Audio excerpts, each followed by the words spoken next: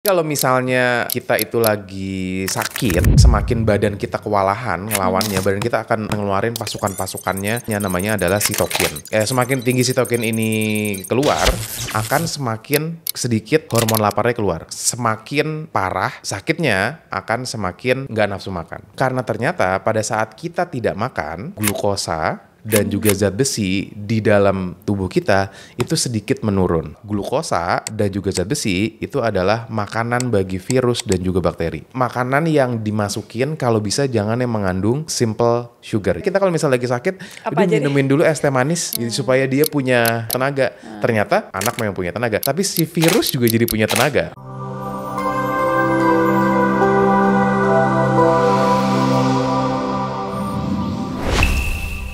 Bubar, ya, tapi masih di dari lahir sih, alhamdulillah ya, itu nggak bisa bubar ya kan. Nah jadi ini temanya menarik, dua ibu-ibu ini ya kita dan aku yakin banyak yang lagi khawatir orang tua dan concern ngelihat perubahan cuaca kayak sekarang ya. Gimana sih, kita akan ngebahas gimana sih anak-anak biar tetap sehat, bismillah ikhtiar kita supaya terlindungin ya, terutama musim itu aku juga nggak bisa bilang musim hujan banget karena paginya panas banget, hujannya habis itu brrr gitu kan. Akhirnya banyak yang genang, banyak yang banjir gitu ya. Akhirnya banjir itulah ngedatengin resiko demam berdarah dan itu serem banget sih menurut aku. Kalau sebagai orang tua tuh takut banget anak tuh kena DBD. Nah, kita juga akan ngebahas nih tema yang ibu-ibu sangat paling banyak searching, yaitu adalah GTM. Karena biasanya anak kalau sakit ujungnya nggak mau makan, ibunya naik darah ya, biasanya kayak gitu. Iya bener banget. Sebenarnya aku lagi ngalamin ya. Iya makanya udah curhat dulu dengan pembahasan hari ini.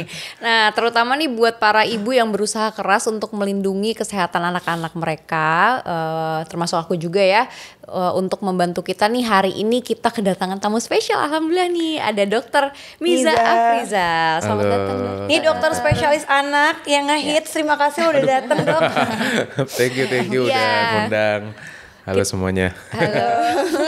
Aku pas dengar temanya langsung ada dokternya langsung kayak happy. Aku bisa konsul gratis hari ini. Iya, bisa silakan Rian ya dok. Nah dokter ini kan sebagian ibu-ibu salah satunya tuh yang paling bikin kita semuanya kepikiran itu kan soal daya tahan tubuh anak ya dok ya.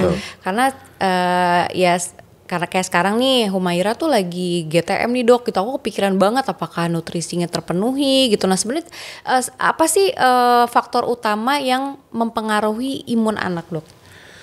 Oke, kalau misalnya kita ngomong faktor utama dalam artian ini adalah faktor yang paling berpengaruh nomor satu, kayaknya sebenarnya hal kayak gitu tuh sebenarnya nggak ada ya. Karena yang namanya sistem imun itu kan dia sangat multifaktorial ya. Dia bisa ada pengaruh dari kayak kesehatan pada saat masa gadis ibunya.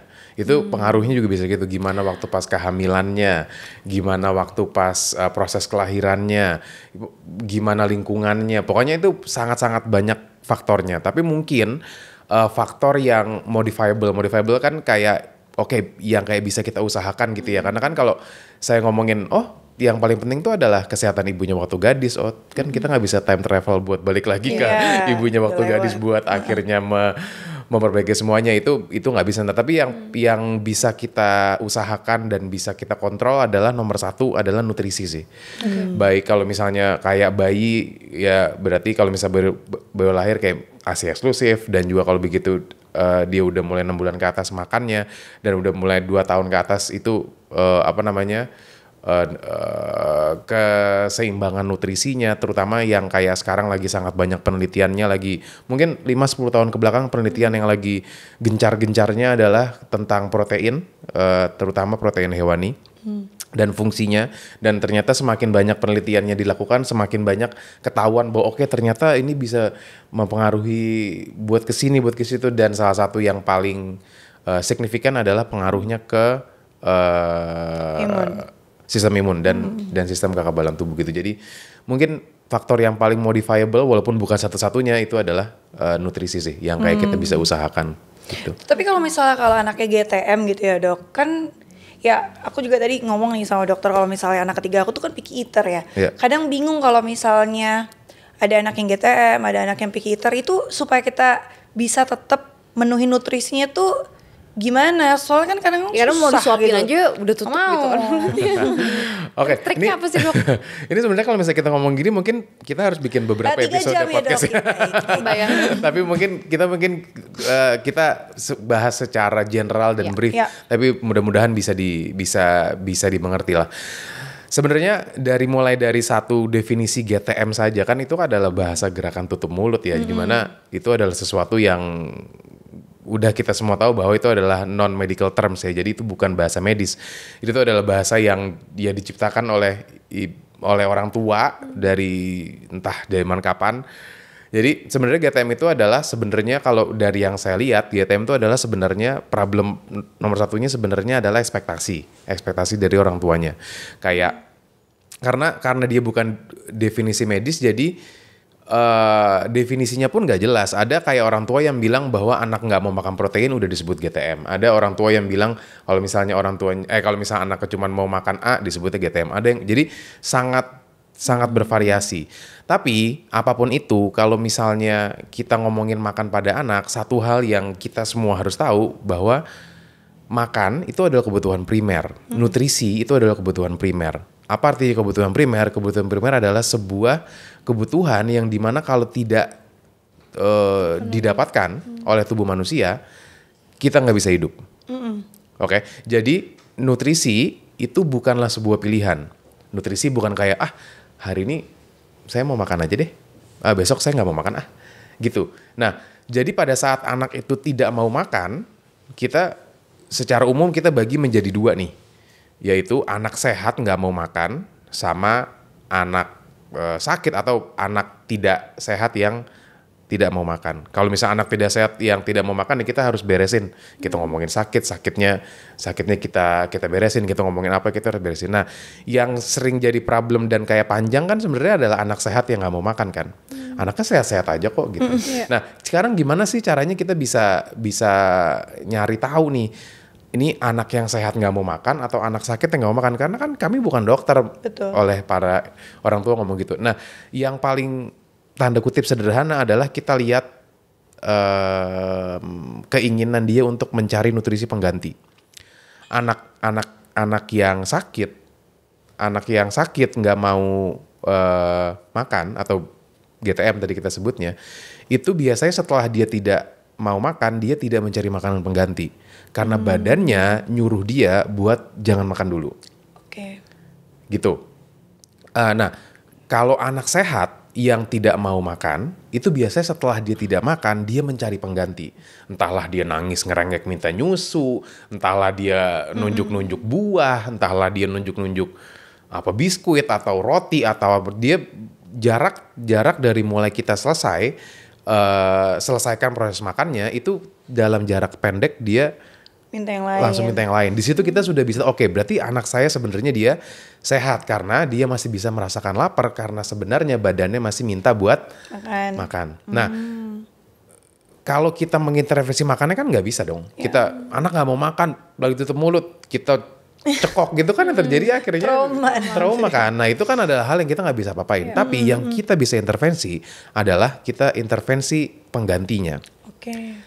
Jadi anak itu dari mulai umur 6 bulan itu sebenarnya harus sudah kita perlu berikan istilahnya informasi ke dia bahwa makanan ada, minuman ada, susu ada, bukan karena kamu minta, tapi karena kita kasih.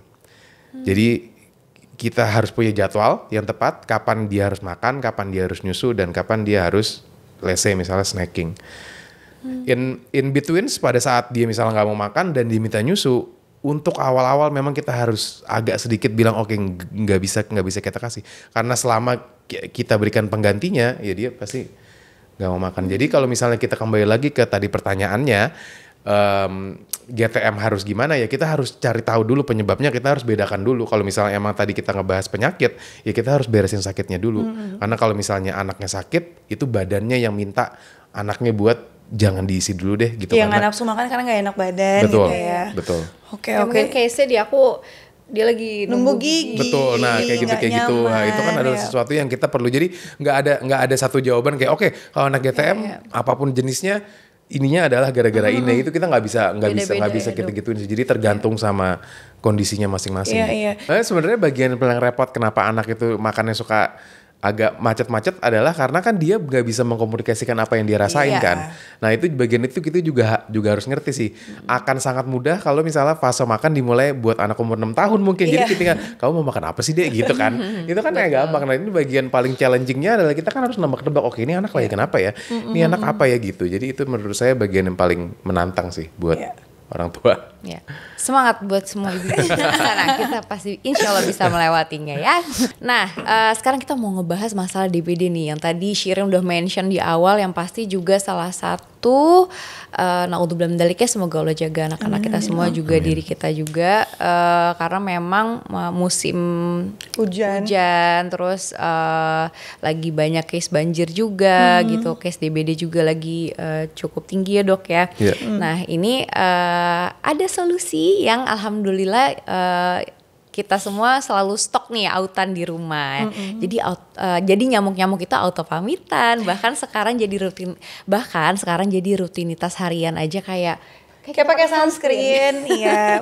Walaupun nanti misalnya nih pas lagi musimnya nggak DBD gitu ya, tapi kan lebih baik siaga ya sebelum nauzubillah min dzalik ada nyamuk itu gitu hinggap. Jadi lebih baik pakai aja dulu gitu ya.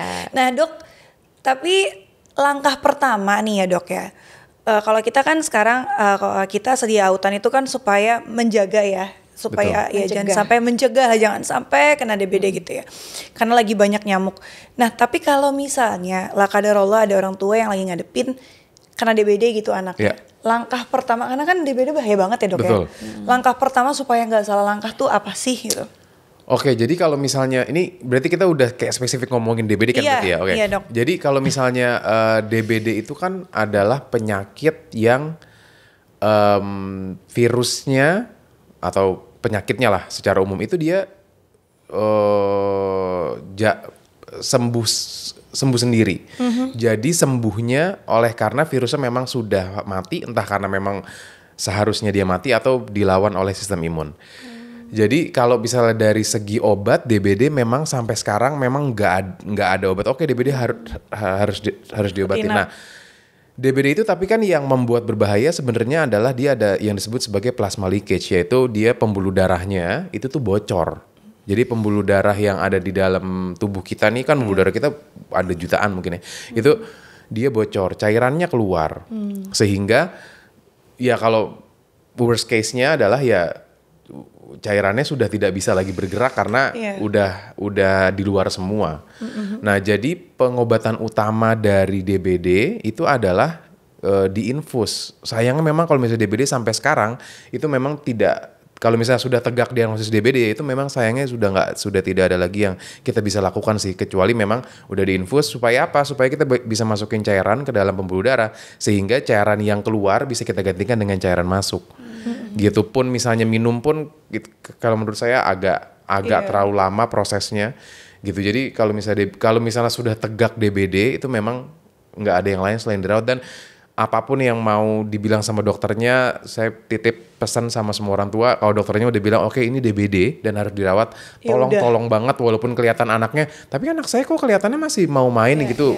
Please banget, karena DBD dia dropnya tuh kayak gitu, kayak hari ini kan, kita hari ini bisa nyantai, terus tiba-tiba nanti malam tiba-tiba anaknya langsung gitu. Jadi kalau misalnya emang udah dokter bilang DBD, saya mohon banget buat semua orang tua langsung dirawat aja. Iya betul banget tuh. Nah aku setuju banget. Jadi berarti misalnya nih udah kita tahu anak DBD gitu kan, berarti harus langsung dirawat aja gitu kan mendingan. Nah tapi kalau misalnya masih di rumah nih kondisinya gitu, simptomnya itu apa aja sih dok? Oke, ini simptom secara pastinya itu sebenarnya nggak ada, karena sebenarnya secara umum DBD tuh ya sama kayak penyakit yang lainnya, yaitu dia demam. Tapi mungkin DBD salah satu ciri khasnya, tapi bukan satu-satunya ya, dia demamnya mendadak tinggi. Jadi dia nggak pakai, biasa kan kalau penyakit kayak misal radang kan suka kayak hari ini anget dok, baru mulai panasnya besok.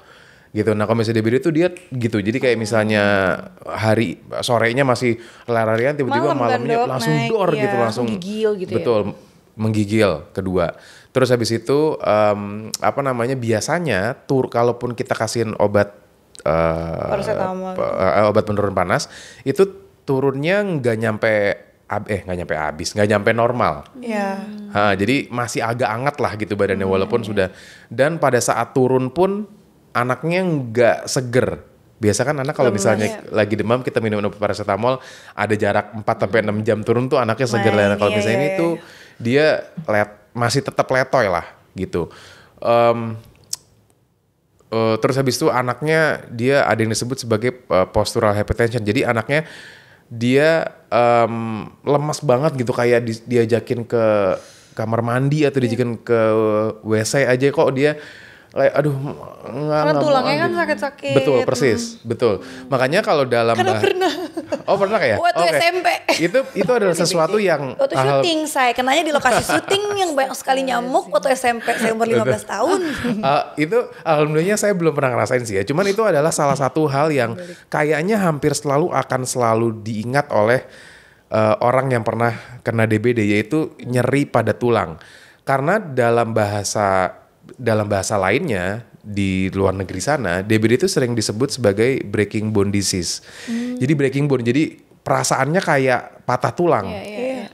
Gitu. Jadi itu salah satu yang cuman kan repotnya kalau kenaannya di anak umur 2 tahun, dia nggak bisa menyampaikan itu dong. Kan dia nggak bisa bilang aduh kayak aku kan rasanya kayak patah tulang deh gitu ya.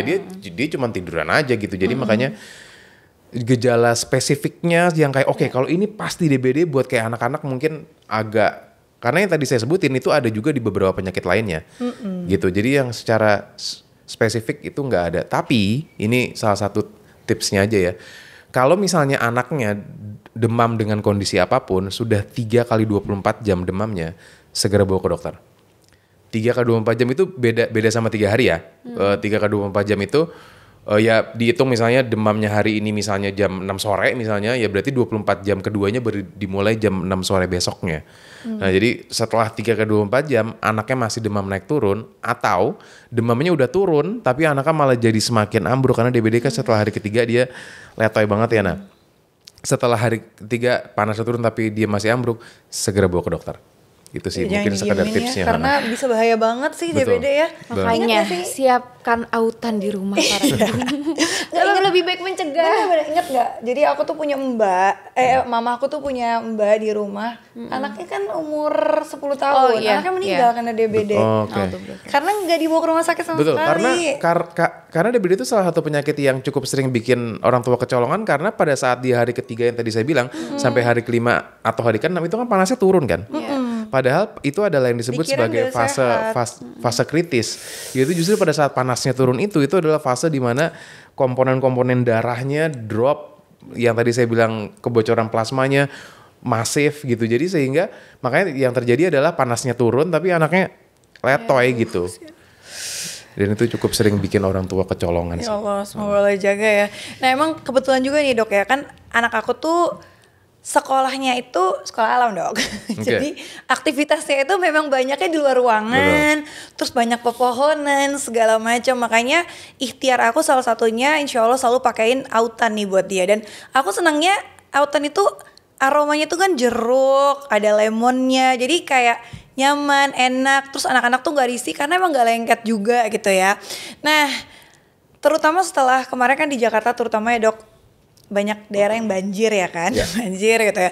Jadi insya Allah ya kita sebagai orang tua harus lebih Jabodetabek ya benar, harus waspada ya sama yang namanya nyamuk gitu ya. Tapi aku mau nanya nih, kalau misalnya dari dokter lebih prepare tuh sebagai orang tua untuk menghadapi resiko DBD pas lagi musim hujan kayak gini, selain memang ya insya Allah kita ikhtiar nyediain autan gitu di rumah. Tapi apa sih yang harus kita terapin gitu loh? Supaya nggak kena gitu. Iya, ini sebenarnya sama sih sesuai dengan kayak anjuran pemerintah dari zaman saya dulu kecil. Kayaknya kita kecilnya umurnya nggak sama ya. Saya tahu Bu dok, iklannya beri TV soalnya. Tadi saya mau ngomong kita, cuman kayaknya nggak bisa dikitain deh. Itu yang kalau dulu waktu pas saya kecil itu kan 3M. Ada yang kan 3M? Iya. Menutup, menguras sama mengubur. Nah tapi sekarang itu sudah terjadi modifikasi. Mengubur sudah tidak lagi kita pakai. Kita pakainya mendaur ulang. Jadi dulu kan benda-benda yang yang kayak Nggak kira-kira kepake. nggak kepake kan disuruh dikubur, apalagi ya kalau benda-benda yang dia bisa nampung air gitu kan disuruh kubur, karena kan nyamuknya ini kan adalah nyamuk yang nyamuk Aedes aegypti ini adalah nyamuk yang mudah dehidrasi. Jadi dia sangat butuh berdekatan dengan sumber air. Gitu. Nah, makanya sesuatu yang kayak sifatnya menggenangnya apalagi kalau misalnya nggak ada arus, itu adalah sesuatu yang kayak yang harus kita wanti-wanti banget gitu. Terus sama ada tambahan. Kalau dulu kan cuma 3M aja. Dulu iklan layanan masyarakatnya waktu pas saya kecil banyak banget. Sekarang ada tambahan plus. Jadi bukan 3M tapi 3M plus. Plusnya adalah apa? Plusnya adalah menghindari gigitan nyamuk. Nah, menghindari gigitan nyamuk itu kalau misalnya di sini karena saya sebagai dokter anak mungkin kayak memakaikan kelambu pada saat anak tidur siang, karena kalau misalnya kita ngomong demam berdarah nyamuknya dia aktifnya siang hari ya. Jadi bukan nyamuk malam. Jadi dia tuh nyamuknya nyamuk pagi sampai nyamuk petang. Dan Malam dia air bobo bersih betul. ya dok ya. Apa? Banyak yang orang kira tuh kayak nggak bakal ada karena udah bersih. Padahal kan jadi air bersih kan, bukan Air bersih. di air kotor kan. Persis. Oh gitu. Iya. Bahkan kemarin saya sempat ada ikut talk show dan juga kunjungan tentang ini. Ternyata ada satu tempat yang di rumah saya juga ternyata saya cek ternyata lumayan mengerikan adanya. Ternyata ada, itu adalah di bawah kulkas dan di bawah dispenser. Begitu pas saya habis talk show itu, terus habis itu saya langsung ke rumah. Saya buka bawah dispensernya, itu sudah bergerak-gerak. Jentik, para jentik-jentik nyamuk nih, saya merinding saya ngeliatnya. Karena ternyata banyak banget dan saya miss itu. Kayak semuanya di Gimana ya, Dok? bagian bawah itu kan dia kan dia netes-netes tuh air. betul, kan ada kayak tempat penampungan air tuh dia tuh. Dia di bawahnya. Makanya. Dan airnya adalah air bersih. Setiap hari harus dibersihin berarti ya. Betul. Bak mandi. Nah, bak mandi itu kan bak mandi sekarang kan udah cukup banyak orang yang tidak pakai bak mandi kan. Kalau misalnya kayak di rumah aku tuh aku selalu concernnya di ini. Karena punya kucing kan. Iya. Di tempat air minumnya. Tempat air minum burung gitu-gitu kan juga. Pokoknya dia airnya Kandang air kuda. bersih. Iya tempat airnya mesti kita lihat. Jadi paranoid loh gue. Karena kuda tapi kan kalau misalnya sama kuda, kalau pas lagi berkuda tuh bajunya lengkap banget dong. Iya. Alhamdulillah. Alhamdulillahnya ya ada sih yang pakai tangan pendek kan, kalau berarti harus pakai tangan panjang. Betul. Oh ya, tadi ngelanjutin lagi sorry. Iya. Tadi itu pakai namanya kelambu, dan kalau misalnya buat anak-anak itu pakainya ya yang disarankan dia mosquito repellent. Jadi yang kayak bentuk lotion atau bentuknya spray. Gitu. Nah, itu yang memang sudah disarankan oleh Kemenkes, Ikatan Dokter Anak Indonesia dan juga WHO. Jadi yang paling aman untuk anak-anak itu adalah mosquito repellent. Jadi yang memang dipakaikan ke badannya anaknya. Atau kalau misalnya kita nggak bisa ya kita pakai yang mekanikal, misalnya pakai baju lengan panjang. Kalau pada saat dia lagi mau bermain kalau itu baju gitu. Nah, jadi bisa berbentuk lotion sama yang atau spray. Karena kan ngemudahin anak-anak ya untuk aktivitas di luar. Kalau yang repot-repot kan susah ya. Terus kayak anak aku cowok nggak bisa diatur pakai tangan panjang terus. Jadi yaudah deh, spray itu kayak cepet banget, terus lotionnya juga kayak cepet nyerap banget gitu. Yang autan spritz itu tuh enak banget soalnya buat di reapply tuh easy. Gampang, bener. Tinggal semprot aja kayak kita pakai sunscreen yang semprot gitu kan. Kalau anak lagi lari, Iya, karena kadang-kadang kan kamu diem ya dok. Mohon maaf nih anak Arab kan. Oh iya, kalau bisa.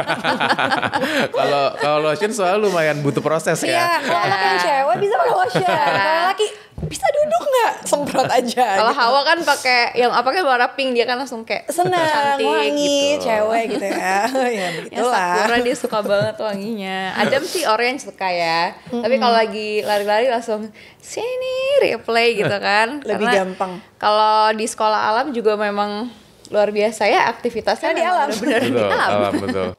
Nah tadi kan kita udah menarik banget ya, Bismillah bermanfaat nih soal DBD dan yang Sangat lainnya ya. bermanfaat. Sangat bermanfaat loh. Betul. Nah tapi biasanya tuh kan ya nauzubillahi DBD atau penyakit lainnya, akhirnya kita balik lagi nih ngebahas GTM. Sekarang aku pengen tahu nih, kalau misalnya memang GTM-nya tuh karena anaknya sakit dok, Betul. apakah tetap perlu dipaksain makan supaya cepat sembuh? Kan Iya. pikirannya Betul ini apa sekali. nggak makin sakit ya kalau nggak makan gitu kan? Gimana tuh dok? Apakah aku juga pernah dengar, bener gak sih? Ya udah yang penting dipenuhi mineralnya aja, Iya. airnya aja, atau gimana gitu dok? Betul. Ini mohon maaf kalau misalnya agak sedikit panjang ya karena ini Nggak apa-apa pembahasannya. Nggak apa-apa dong, makasih Coba. banyak. Ini konsultasi gratis tuh. Jadi gini. Jadi kalau misalnya kita itu lagi sakit ya, baik kita ataupun misalnya anak-anak itu semakin istilahnya semakin badan kita kewalahan ngelawannya, badan kita akan ngeluarin pasukan-pasukannya yang lebih banyak. Salah satu pasukan utamanya namanya adalah sitokin ya. Nggak usah diapalin gitu, cuman biar Udah lupa aja. sitokin. Namanya sitokin. Nah, sitokin ini dia adalah salah satu kayak prajurit perang badan kita lah, buat kayak ngelawan penyakit. Semua penyakit ya, ini kita ngomongin infeksi.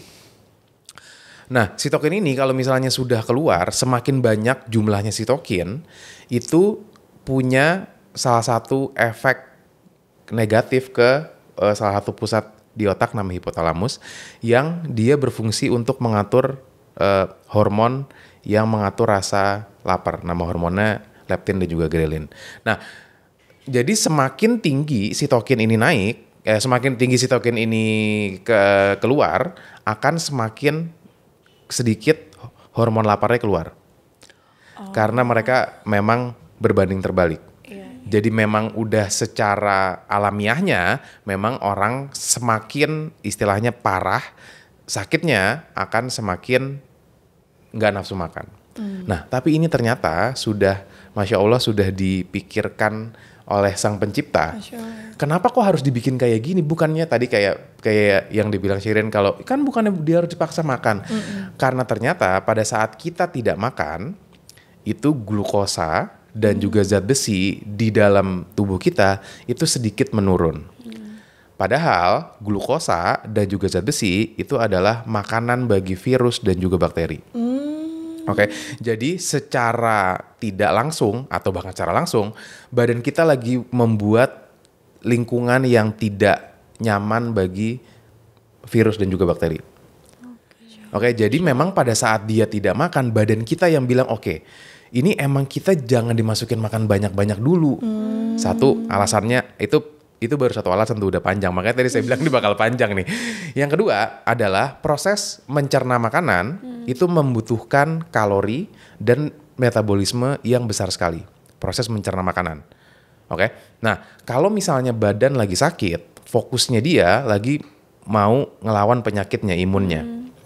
Oke. Jadi kalau misalnya dia lagi ngelawan imun, terus metabolismenya di-distract buat ngelawan, mencerna makanan, dia jadinya metabolismenya jadinya kacau. Jadinya makanya dia jadinya kemana-mana. Penyembuhan dulu gitu. Nah makanya akhirnya badannya lagi-lagi ngomong kita nggak bisa dulu mencerna makanan karena itu membutuhkan metabolisme yang tinggi tadi, karena kita lagi fokus ngelawan musuh ini nih, yaitu si virus ataupun bakteri. Oke, jadi berdasarkan dua alasan itu tadi, jadi memang seperti yang saya bilang di awal tadi, memang badan kita yang memang ngeset buat jangan masuk makanan dulu. Oke, sampai situ dulu. Nah, terus habis itu terus gimana dong? Maksudnya anaknya kita biarkan gitu. Kelaparan, bukankah nanti itu juga akan menimbulkan masalah-masalah yang baru? Nah, yang bisa kita lakukan sebagai orang tua, nomor satu adalah persis dibilang Shirin tadi, yaitu kita memastikan hidrasi cairannya. Karena komplikasi infeksi nomor satu, banyak orang yang bilang kejang, banyak orang yang bilang AYO, bukan. Komplikasi infeksi dan juga demam nomor satu adalah dehidrasi. Karena cairannya menguap kan, karena suhunya meningkatkan. Jadi pastikan cairannya jangan sampai kurang. Ini jadi tugas utama kita. Kalau misalnya anaknya nggak mau makannya banyak-banyak, nggak mau minumnya banyak-banyak, ya kita bisa kasih mungkin tiap 15 menit 1 teguk lah. Setiap 10 menit 2 teguk lah, misalnya gitu. Jadi paling nggak ada yang masuk terus cairan. Karena itu dicampur susu atau apa gitu boleh. Apapun bebas. Cairan. Mau dia bentuknya kaldu kah, pokoknya apapun yang kayak anaknya mau. Gitu. Itu dia nomor satu, karena itu adalah komplikasi nomor satu terhadap demam. Karena banyak orang kalau misalnya ditanya apa komplikasi nomor satu Pak, itu kayak orang pasti bilangnya kejang nomor satu gitu ya. Sebenarnya bukan. Kalau dalam dunia medis nomor satunya adalah dehidrasi. Gitu. Terus habis itu yang berikutnya adalah kita tetap, tugas kita adalah menawarkan makanan. Jadi kita tuh cuman nawarin aja. Tapi nawarinnya jangan terus-terusan. Karena itu bahasa gaulnya mungkin gengges kali ya. Kayak aduh gue lagi lapar banget nih gitu kan. Gitu. Nah makanya kita nawarin sesuai sama jadwalnya aja. Tanyakan apa yang dimau oleh anak kamu mau makan apa. Gitu. Nah terus habis itu karena tadi kita sudah bahas bahwa gula dan juga glukosa itu adalah makanan bagi virus dan juga bakteri juga. Makanan yang dimasukin kalau bisa jangan yang mengandung simple sugar. Jadi jangan kayak yang gula-gula tambahan. Soalnya kan banyak kayak kita kalau misalnya lagi sakit, minumin dulu es teh manis. Iya. Iya kan, minumin dulu aja sirupnya. Jadi supaya dia punya tenaga. Ternyata betul anak memang punya tenaga, tapi si virus juga jadi punya tenaga. Gitu. Jadi kita berikan dia makanan kalau mau yang manis ya kasihlah buah, karena kan buah kan gulanya sudah terbungkus oleh fiber ya. Hah? Kurma boleh? Kurma dia fibernya sangat tinggi. Iya. Jadi kurma tuh makanya dia gulanya tinggi tapi dia fibernya tinggi. Makanya kalau misalnya orang sakit gula kan makan kurma dia diperbolehkan kan, karena dalam fiber yang tinggi itu terjadi penyerapan gulanya tuh lama banget. Jadi dia tidak bikin sugar spike. Jadi dia penyerapan karena dia seratnya tinggi banget, jadi penyerapan gulanya juga pelan-pelan banget gitu. Jadi makanya kalau mau yang manis-manis kita bisa kasih buah, kita bisa ya pokoknya jangan yang bentuknya simple sugar deh. Simple sugar tuh gula pasir ya maksudnya. Gitu. Mungkin segitu aja, kalau nggak mungkin kita bisa sampai episode 4 di sini. Spesial ini ya. Tapi ya ini juga banyak banget input yang bisa kita terapin. Iya, kita terapin, dan tadi kayak banyak hal yang sebenarnya banyak yang aku nggak tahu gitu, dan aku amazed banget sama ternyata memang badan kita tuh bisa memberikan signal sendiri ya dok. Persis. Sama yang menciptakan kita tuh sudah mikirin ininya, mikirin. Saya tuh setiap kali ngomongin medis dan kayak ngomongin apa yang bisa dilakukan oleh badan kita. Saya udah jadi dokter anak 9 tahun, umur 10 tahun. Saya masih tetap merinding setiap kali saya ngejelasin gimana kehebatan badan kita dalam melakukan sebuah proses. Cuman kebanyakan dari kita kayak nggak ngeh dan nggak percaya aja gitu sama apa yang bisa dilakukan sama badan kita. Padahal kan yang nyiptain kita kan udah mikirin ininya udah. Masya Allah sih, keren. Berarti memang kalau misalnya anak-anak itu lagi sakit gitu ya, jangan panik ya dok. Betul. Ya. Jangan panik. Tadi udah di-mention juga sama dokter Miza tuh banyak hal yang bisa kita kasih. Terus anak itu fokus kalau misal terutama kayak demam gitu ya dok. Betul. Kita fokus ngelihat supaya anaknya tuh nggak dehidrasi gitu ya. Persis. Jadi cairan dulu, nggak usah dipaksa makan. Makanya kalau misalnya kita bawa ke UGD pasti kan dicek dehidrasi nggak nih anak. Persis. Gitu ya.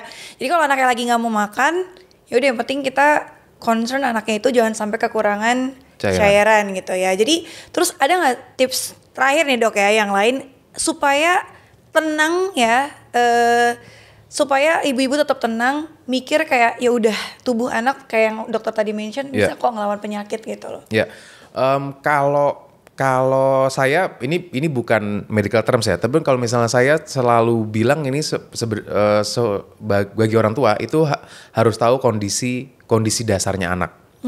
Gitu. Kalau jadi anak waktu pas lagi tidak kenapa-kenapa itu tuh kayak gini anak kita, gerakannya, aktivitasnya, nafsu makannya, semuanya lah. Itu kita harus tahu itu dulu. Nah, semakin jauh anak itu dari kondisi yang kayak kita tahu biasanya, itu kita mulai boleh menambah kadar kepanikan kita.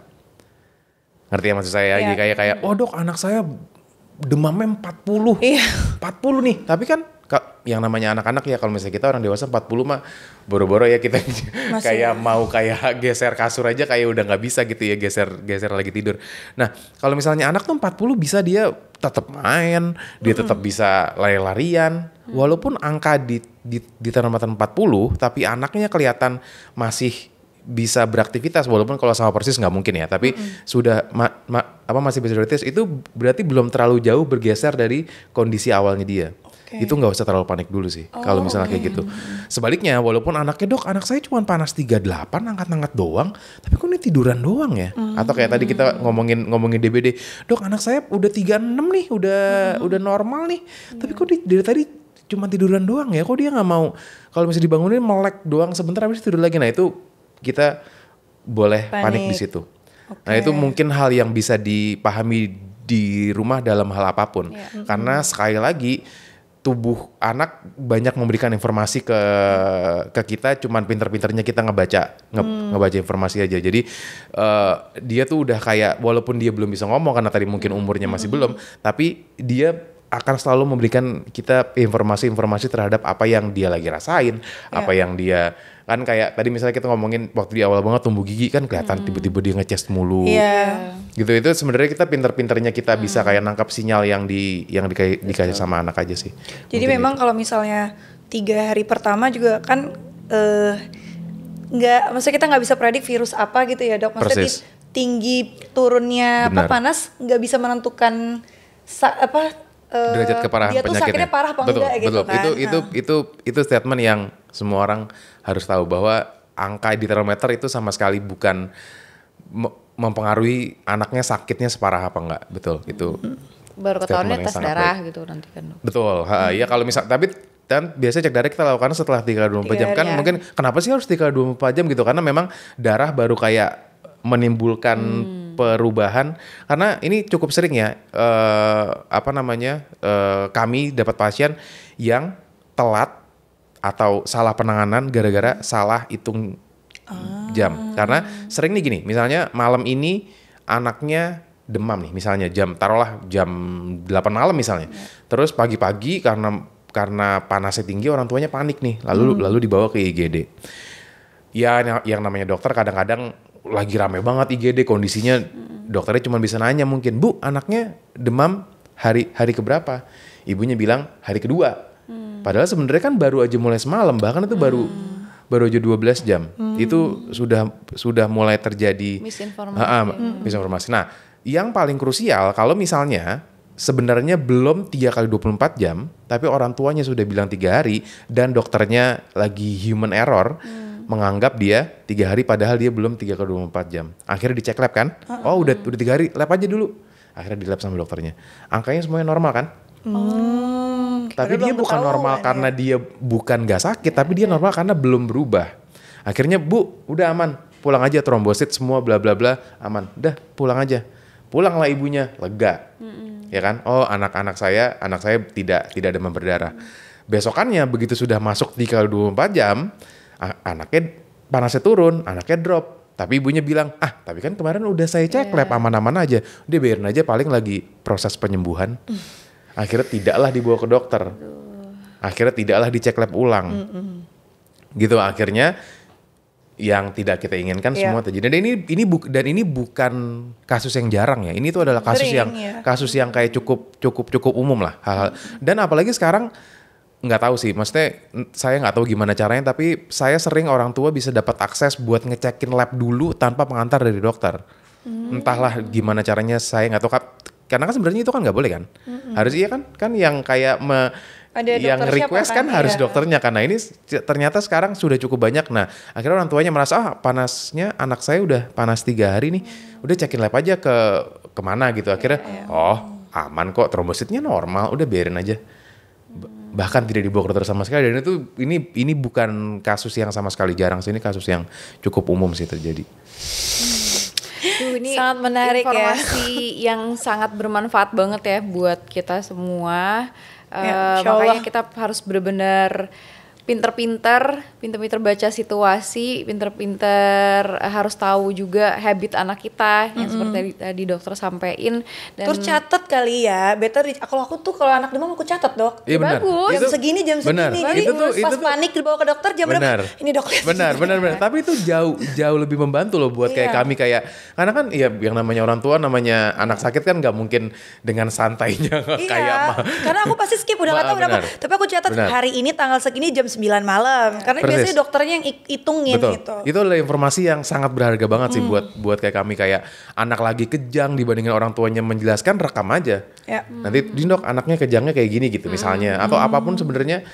Kan sekarang kita kayaknya kayak Iya. semua ada di kantongnya Iya, gitu, tinggal betul, kita keluarin betul. aja gitu. Manfaatkanlah di teknologi ini ya. Iya bener-bener. Nah ini Masya Allah penting banget nih informasi kayak gini, Insya Allah sangat bermanfaat ya buat teman-teman semua, buat ibu-ibu semua, buat kita juga. Makasih banyak loh Dok makasih, ini ilmunya mahal sekali loh. Mahal banget Tips-tipsnya ini ilmunya. saya kayak Terutama yang ngambil. terakhir tadi ini Iya. very important karena Iya. aku baru tahu kalau soal yang ada 3 hari itu tuh kayak ya maksudnya kayak ada Betul. case yang kita Salah, udah Iya, ya iya. segala terlalu macam. apa sih apa istilahnya tuh yang early apa Yang lebih terlalu diagnosis cepat tadi. itu, Kan. itu sering Karena orang ya. biasa gini, Senin, Selasa hitungannya hari. Iya kan? bukan Nah, jam. kayaknya belum lagi kalau misalnya kita ngomongin ini sesuatu yang bikin saya suka puyeng dengan bahasa kita. Malam Senin sama Senin malam ternyata beda ya. Iya bener-bener. Mendingan tipsnya nyatet tanggal berserta jam. Iya kan, Biar makanya. dokternya yang mikir. Buka handphone, buka notes, kalender. tulis. Kalau nggak iya ditulis aja. Iya udah, catatan. gitu. Iya bener-bener. Aduh, iya. bener. Ini keren banget dok. Pokoknya terima kasih banget. Mudah-mudahan ilmunya bermanfaat. Amin, amin. Untuk kita semua di sini, buat yang nonton juga di rumah, thank you banget yang udah pada nonton. Jangan lupa kita harus lebih aware juga sama diri kita juga ya, Iya. sama anak-anak kita, sama orang yang kita cintain. Jangan lupa share juga podcast hari ini ya yang kalian tonton. Ke teman-teman dan ke orang-orang yang kalian cintain, mudah-mudahan ikhtiar kita untuk menjaga kesehatan kita bareng-bareng ya. Ya apalagi kan pas lagi musim hujan bener. kayak gini ya kan. Jangan lupa sediakan autan, mau lagi musim DBD atau bukan, karena kita kan nggak tahu ya kapan penyakit itu datang. So stay safe, tetap sehat, dan sampai ketemu di episode berikutnya. Terima kasih banyak Dok, makasih banyak. Makasih Ditunggu loh dok datang episode. Thank you, assalamualaikum. Thank you. Assalamualaikum warahmatullahi wabarakatuh.